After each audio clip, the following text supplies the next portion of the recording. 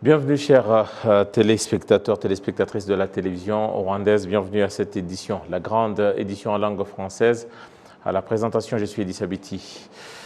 On va commencer notre édition par le chapitre de l'enseignement avec le Rwanda qui aujourd'hui célèbre la journée mondiale des enseignants et à cette occasion, l'Organisation des Nations Unies pour l'éducation, la science et la culture, l'UNESCO, plaide pour une amélioration des conditions de l'enseignant. Les détails ici, c'est avec notre confrère Jean Damascène Manichim. Les hommes et les femmes doivent-ils avoir un traitement égal? Oui. Est-ce que l'égalité femmes et hommes est un droit fondamental? Oui. La Journée mondiale des enseignants a lieu chaque année pour célébrer les enseignants à travers le monde. Une occasion de célébrer la façon dont les enseignants transforment l'éducation, mais aussi de réfléchir au soutien dont ils ont besoin pour déployer pleinement leurs talents et leur vocation et de reconsidérer la perspective d'avenir de la profession au niveau mondial. À l'occasion de l'édition 2023 de la Journée mondiale de l'enseignant, les Nations Unies appellent les pays à faire en sorte que l'enseignement devienne partout une profession plus attrayante et valorisée, où les enseignants sont appréciés, écoutés et soutenus de manière adéquate pour répondre aux besoins de chaque apprenant. L'UNESCO indique que des mesures audacieuses sont nécessaires pour surmonter le défi du déclin d'enseignants qui s'observe actuellement et pour accroître le nombre d'enseignants. Le monde est confronté aujourd'hui à une pénurie d'enseignants sans précédent, déplore l'UNESCO, aggravée par une dégradation de leurs conditions de travail et de leur statut, avec pour thème les enseignants dont nous avons besoin pour l'éducation que nous souhaitons, l'impératif mondial de remédier à la pénurie d'enseignants. La célébration de l'édition 2023 a pour principal objectif de mettre au premier plan de l'agenda mondial l'importance de stopper le déclin du nombre d'enseignants, puis de commencer à augmenter leur nombre. L'UNESCO plaide en faveur d'une profession enseignante et digne et reconnue à sa juste valeur, d'analyser les défis auxquels elle est confrontée et de présenter des pratiques inspirantes pour attirer, retenir et motiver les enseignants. À l'occasion de cette journée, l'Organisation internationale de la francophonie salue l'engagement des enseignants et enseignantes partout dans le monde. Et rendons hommage à celles et ceux qui œuvrent chaque jour pour garantir une éducation de qualité à leurs élèves, a déclaré l'Organisation internationale de la francophonie. Merci beaucoup à Jean Damascène Manichim et toujours au chapitre de l'éducation. Dans nos studios, nous sommes rejoints par le chef de département en charge du développement et de la gestion des enseignants au sein de l'organe rwandais de l'éducation de base. Il s'agit de M. Léon Moudienzi. Bienvenue dans nos studios. Merci beaucoup. Déjà pour commencer, l'UNESCO parle d'une carence des enseignants. Les chiffres sont clairs, on parle de 40 millions. Est-ce que c'est la situation au Rwanda? On doit parler également d'une carence, d'un manque, d'un besoin des enseignants. Merci beaucoup pour la question. Tout d'abord, j'aimerais bien souhaiter justement une bonne fête à tous les enseignants. Même si on aura l'occasion de célébrer ici au Rwanda, mais au niveau mondial, c'est aujourd'hui le 5 octobre de chaque année. En ce qui concerne la carence des enseignants, je dirais qu'au Rwanda, c'est une question que nous traitons depuis 3 ans. Je dirais que dans les 3 dernières années, nous avons pu recruter plus de 40 000 enseignants au niveau de l'école maternelle, primaire et secondaire. Ce qui veut dire que nous avons commencé justement à traiter ce problème de carence d'enseignants depuis 3 ans. Alors, jusqu'à maintenant, chaque année, en fait, nous recrutons des enseignants. Est-ce que le recrutement est à la hauteur du besoin ou des besoins? Oui, tout à fait. Parce que normalement, nos recrutements, c'est basé sur les besoins de nos écoles, donc dans les différents districts du pays. Lorsque nous avons justement ces besoins, les postes vacants de nos enseignants, nous lançons des appels justement pour que les candidats viennent faire des examens. Mais jusqu'à maintenant, on n'a pas vraiment de problème de carence d'enseignants dans notre pays parce que les titres, je dirais, les postes vacants Notamment, nous avons beaucoup de cours, de leçons, des sciences, des langues. Aujourd'hui, nous avons des candidats parce qu'il y a quand même les gens qui terminent l'université, la formation d'enseignants au niveau du secondaire, dans les TTC. Donc, il n'y a pas vraiment de problème d'avoir des candidats qui viennent justement pour faire des examens de recrutement pour être un enseignant. On va revenir sur le thème de cette année, tel que stipulé par l'UNESCO. Je cite ici les enseignants dont on a besoin pour l'éducation que nous souhaitons. Ouais. La question maintenant qu'on se poserait, est-ce qu'aujourd'hui, dans votre contexte, comment vous, personnellement, dans le système éducatif au Rwanda, vous faites justement pour vous aligner dans cette vision? Ouais, c'est vraiment, je dirais, une très bonne préoccupation jusqu'à maintenant. En fait, les enseignants que nous souhaitons, je dirais, tout commence par la formation initiale d'enseignants, justement la formation qu'il faut. Parce que si nous avons nos institutions au niveau du ministère de l'Éducation qui forment les enseignants, au niveau de l'enseignement supérieur, je dirais, à l'université, nous avons, je dirais que cette formation qui est donnée à ces institutions, nous l'apprécions en fait jusqu'à maintenant, mais pour avoir un enseignant que nous voulons, je dirais que nous faisons ce qu'on appelle la formation continue des enseignants. En fait, nos enseignants reçoivent plusieurs formations lorsqu'ils sont justement en fonction. Alors, c'est pour renforcer justement leur capacité. Alors, ce thème justement d'enseignants que nous voulons, nous ajoutons en fait pour la qualité, pour l'amélioration de la qualité de l'éducation. Je dirais alors que nous sommes vraiment dans la bonne voie pour avoir un enseignant que nous voulons jusqu'à maintenant. C'est pourquoi nous insistons beaucoup plus sur la technologie, par exemple, de l'éducation de nos enseignants qui doivent avoir les outils nécessaires pour enseigner en utilisant justement l'informatique, je dirais les outils informatiques, l'ordinateur et d'autres outils qui leur permettent d'avoir vraiment une formation qui est, je dirais, nécessaire. Ça, c'est du côté formation, ouais. Équipement aussi, qui permet à pouvoir dispenser les cours. Maintenant, on revient à la préoccupation de l'UNESCO, qui a été clair qu'il y a une carence des enseignants de manière globale dans le monde. Et ça nous ramène également, déjà, c'est un métier, et un métier, ça doit rémunérer. Est-ce qu'aujourd'hui, le métier d'enseignant n'est pas lié, cette carence n'est pas aussi liée à peut-être à ce manque de motivation et les conditions de l'enseignant de manière globale? Est-ce que c'est un métier pour lequel on se bat ou on se bouscule? Est-ce que ça aide ceux-là qui le pratiquent à pouvoir nouer les deux bouts du mois ou en tout cas assurer leurs besoins? Ouais, c'est une question d'actualité. Hein. Je dirais que, en fait, en ce qui concerne la motivation, nous savons très bien, nous tous, que pour faire un travail, il faut toujours être très motivé. Alors, en ce qui concerne justement notre cas du Rwanda, je dirais que aujourd'hui, le gouvernement rwandais a fait beaucoup d'efforts pour rémunérer justement nos enseignants. Vous savez très bien que depuis l'année passée, il y a eu, je dirais, l'augmentation du salaire de l'enseignant. Ça a été, je dirais, presque à 88% de l'augmentation du salaire pour les enseignants du maternel, de l'école primaire. Je dirais que cette motivation est là, mais on ne dirait encore pas qu'on est à un niveau où nous voulons.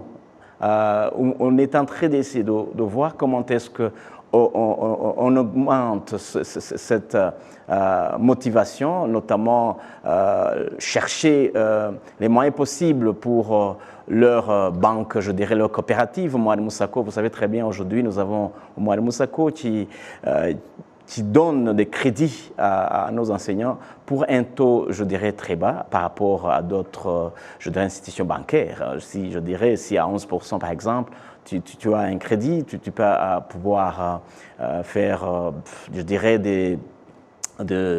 pour un développement des affaires, personnel, un développement personnel, pour construire leur maison personnelle. Donc, vous pouvez comprendre que pour la motivation, quand même, le gouvernement fait beaucoup de choses dans ce sens. Parlant du gouvernement, le Rwanda s'est engagé, s'est assigné pour mission de pouvoir bâtir une économie basée sur les connaissances. Ouais. Et aujourd'hui, vous êtes enseignant, les connaissances, ça passe par l'enseignement. Ouais.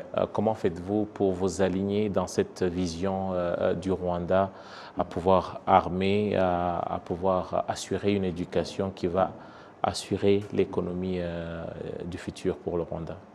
Ouais, c'est une très bonne question. En fait, nous sommes très conscients que l'économie basée sur la connaissance, et comme le Rwanda justement s'est aligné dans son mode, je dirais qu'aujourd'hui, ce que nous faisons en tant que ministère de l'Éducation, c'est justement de renforcer les capacités de nos enseignants et surtout dans le domaine de la technologie. Comme je disais bien avant, en fait, nos enseignants devraient être outillés et surtout avoir des équipements nécessaires pour pouvoir enseigner en utilisant justement cette technologie. Aujourd'hui, alors, nous sommes très contents parce que nous avons une vision que chaque enseignant devrait avoir plus ou moins ordinateur. L'ordinateur, justement, c'est un outil. Aujourd'hui, c'est un outil que nous disons, c'est un outil nécessaire pour enseigner. Alors, nous aimerions bien former nos enseignants pour qu'ils puissent aussi former nos élèves dans nos écoles. Surtout lorsque nous disons qu'un enseignant qui est bien outillé au niveau de la technologie, il est capable aussi de donner les connaissances nécessaires à nos enfants, à nos élèves. Donc alors, dans ce sens, pour cette vision du Rwanda de 2020, 2025, 2050, je dirais que nous faisons tout pour qu'un enseignant soit justement dans cette vision et qu'il puisse aussi comprendre, parce que l'essentiel c'est de comprendre cette vision, de comprendre que les enfants que nous formons aujourd'hui, ce sont eux qui pourront mettre en pratique cette vision. Alors, ils doivent avoir justement la formation nécessaire, la formation qui est, je dirais, bien équipée. Donc, dans ce sens, alors, nos enseignants sont formés dans ce sens. Voilà, en tout cas, merci beaucoup pour l'éclairage, à moins que vous ayez, par exemple, un message très court adressé aux enseignants en cette journée. Oui, il y a un message toujours spécial pour nos enseignants. Tout d'abord, nous sommes prêts à continuer à améliorer leurs conditions de vie. Et aujourd'hui, comme c'est une journée internationale justement de l'enseignant, je dirais que tout d'abord, bonne fête, même si, comme je disais bien avant, nous aurons le temps, le mois prochain, de célébrer. Aujourd'hui, ce n'était pas vraiment une célébration. Nous sommes en train de préparer une célébration qui sera vraiment à la hauteur. Donc, je dirais aujourd'hui que nos enseignants, nous les aimons beaucoup, nous sommes près d'eux et nous allons continuer à supporter, à avoir d'autres moyens possibles pour qu'ils puissent continuer à enseigner comme il faut. Espérons aussi que cette célébration viendra avec des annonces positif pour eux. Merci beaucoup. Je rappelle que vous êtes Monsieur Mugenzi Léon, vous êtes chef du département en charge du développement et de la gestion des enseignants au sein de l'organe rwandais de l'éducation de base. Merci beaucoup d'être passé dans nos studios. Merci beaucoup. Voilà, passons à autre chose à présent pour parler économie avec le gouvernement du Rwanda qui a signé avec le Japon ce jeudi des accords d'aide de 2 milliards de yens, soit plus de 16 milliards de francs rwandais destinés au projet visant le contrôle des circulations dans la ville de Kigali. Ce sera à l'aide de la technologie japonaise connue sous le nom de Moderato, comme nous allons le suivre dans ce reportage. Système dénommé transport intelligent utilisé dans différents pays qui, à travers le programme dit Moderato, des informations de différents endroits sont collectées et analysées dans une même salle. ce qui permet de prendre rapidement des décisions. C'est ce système qui sera utilisé sur les routes de la ville de Kigali où 23 carrefours où des sérieux embouteillages sont observés ont été sélectionnés. Le maire de la ville de Kigali indique que même si l'on envisage d'élargir les routes, ce système va aider dans la prise de décisions correctes et au moment opportun. Ibyo tujya tubona niba ufite wakoze wafashe uyu muhanda uva hano kuri ministère ujya nka Remera.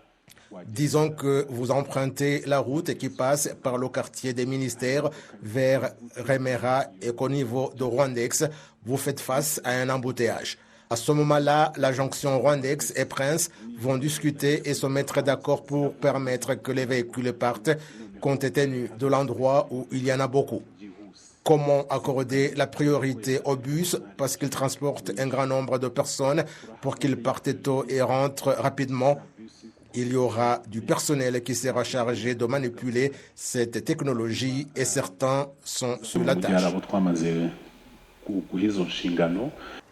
Le gouvernement du Rwanda et le Japon ont signé ce jeudi des accords d'aide de des milliards de yens, soit plus de 16,3 milliards de francs rwandais destinés au projet visant le contrôle de circulation dans la ville de Kigali. L'ambassadeur du Japon au Rwanda indique que compte tenu des bénéfices que cette technologie a donné à son pays, il est certain qu'elle sera également de grande utilité pour la ville de Kigali. Le ministre des Finances et de la Planification économique, le docteur Uziel Ndagijimana, qui représentait le Rwanda à la signature de ces accords, a fait savoir que ce système de partage d'informations à l'aide de la technologie va permettre au pays d'atteindre l'objectif qu'il s'est fixé d'avoir un habitat de qualité et qui accélère le mouvement des personnes et des biens. Il est prévu que la mise en exécution de ce projet va débuter en juin 2024 sous la supervision de l'Agence japonaise de développement international et sera clôturée en décembre 2026. Merci beaucoup à Kassim Youssouf pour ce reportage. Changeons de chapitre pour parler médecine, santé. Aujourd'hui au Rwanda, dans la ville de Kigali, dans le district de Kicukiro, existe le centre international IRCAD, à savoir l'Institut de recherche contre les cancers de l'appareil digestif en Afrique. Ce centre sera donc utilisé pour permettre aux experts médicaux et technologiques. Il est également aujourd'hui un centre qui va permettre également dans la recherche et la formation en chirurgie mini-invasive. C'est une institution qui va permettre également aux experts médicaux et technologies qui vont donc permettre à ces derniers de pouvoir renforcer leur capacité et surtout le diagnostic. Cette société qui a son siège en France possède 8 succursales partout dans le monde, dont la succursale construite au Rwanda et qui est la première ouverte et de ce genre sur le continent africain. Dans un entretien que notre collègue Nete Olive a eu avec le docteur Guillaume Maresso, ils sont revenus notamment sur l'histoire de la création de cette institution au Rwanda et surtout le choix qu'ils ont porté sur le continent africain et pourquoi le Rwanda et surtout voir dans quelles conditions cet institut va fonctionner. Nete Olive avec le docteur Guillaume. Nous voulons parler un peu de l'histoire, comment vous êtes venu ici au Rwanda et pourquoi avez-vous choisi le Rwanda pour l'IRCAD? J'ai commencé à venir au Rwanda en 2011 par le biais d'une association humanitaire qui venait aider à la formation des médecins et des dentistes au Rwanda. Ça a été pour moi une super belle expérience, des gens toujours joyeux, toujours curieux de connaître.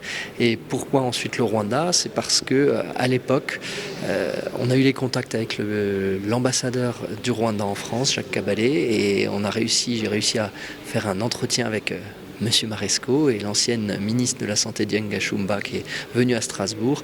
Un MOU a été signé dans la journée. 3 mois après, on était à Kigali, au moment de l'élection présidentielle. On a rencontré le président qui a dit que c'était un projet prioritaire, qu'il fallait absolument ça pour son pays.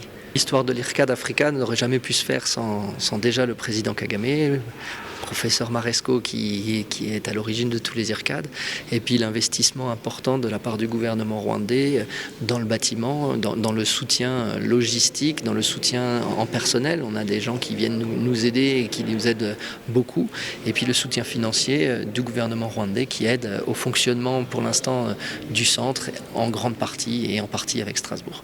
Comment vous sentez-vous après avoir... Le centre est déjà ici. Comment vous sentez-vous? Quelles sont vos émotions aujourd'hui et quelles sont vos attentes? Quand on voit le bâtiment, on peut déjà être heureux parce que je trouve que c'est, mon avis, le plus beau bâtiment de Kigali, mais ça c'est un avis très personnel. Et quelles sont les attentes? Que ce centre fonctionne. Maintenant, la première étape est passée.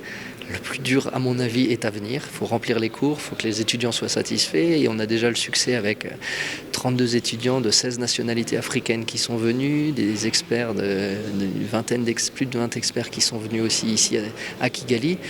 Tous les étudiants nous disent merci. Tous les étudiants nous disent qu'ils n'ont jamais vu ça en Afrique. Donc c'est déjà un premier succès, mais il faut que ça continue. Comment pensez-vous que ce centre va aider l'Afrique en général dans ce secteur de la santé? On va apprendre des technologies qui pour l'instant ne sont pas encore totalement bien maîtrisées et bien éduquées, bien enseignées ici en Afrique. Il y aura besoin d'investissements de la part des gouvernements pour que les chirurgiens puissent ensuite mettre en place tout ce qu'on va leur apprendre. Mais c'est l'avenir de la chirurgie et c'est l'avenir économique pour tous les gouvernements et tous les ministères de la santé en Afrique. Il faut qu'ils fassent ça pour investir et ce n'est pas une dépense, c'est un investissement pour eux.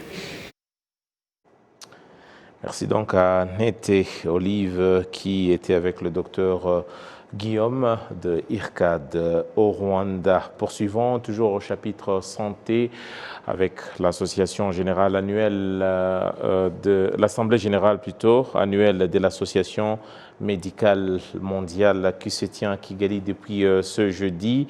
Et c'est une assemblée qui accueille pendant 4 jours des délégations de 140 associations médicales de par le monde pour aujourd'hui évaluer leur travail et surtout voir le travail que l'Afrique a déjà accompli en matière du développement de ce métier noble et qui tient beaucoup sur la santé et le développement du peuple africain. Les détails ici, c'est avec Kassim Youssouf. En procédant à l'ouverture de cette assemblée, le secrétaire d'État au ministère de la Santé, Ivan Butera, a fait savoir que le Rwanda poursuit les efforts pour la consolidation d'un secteur sanitaire inclusif et prestataire à la population des services de qualité. Les participants à cette assemblée générale annuelle de l'Association médicale mondiale admettent que le secteur de la santé, comme tant d'autres, ont été considérablement secoués par la pandémie de Covid-19. Cependant, ces participants estiment que cette pandémie a laissé au monde une leçon importante qu'il doit toujours être prêt à faire face aux pandémies qui surgissent subitement. Le secteur sanitaire est encore confronté aux défis dont des faibles moyens dans divers pays et le personnel insuffisant. Pendant 4 jours, les participants à cette assemblée générale vont se mettre d'accord sur comment le secteur sanitaire sera doté d'une ligne concrète à travers la coopération internationale. Cette association a pour objectif essentiel, selon ses statuts, d'établir des liens plus étroits entre les organisations médicales nationales des pays membres, de maintenir l'honneur de la profession médicale et protéger ses intérêts, d'étudier et exposer les problèmes d'ordre professionnel qui s'opposent à la profession médicale dans les différents pays, d'organiser des échanges d'informations sur les sujets intéressant le corps médical, d'établir des rapports avec l'Organisation mondiale de la santé, l'UNESCO et divers organismes internationaux tels que le Bureau international du travail, l'Association internationale de sécurité sociale, l'Organisation des Nations unies pour l'alimentation et l'agriculture notamment, et de leur transmettre les vues du corps médical. D'aider tous les peuples du monde à atteindre un état sanitaire aussi élevé que possible, d'assurer le maintien de la paix universelle. C'est donc par cet élément sur le rapport de la Banque mondiale que nous mettons un point final à notre édition. Merci à toutes les équipes au niveau de la régie, des équipes conduites par Janvier Mourenzi Karangwa. À mon nom propre, je vous dis grand merci et je vous invite toujours de rester fidèle au programme de la télévision rwandaise. Quant à moi, j'aurai le plaisir de vous retrouver très prochainement pour une nouvelle édition. Au revoir.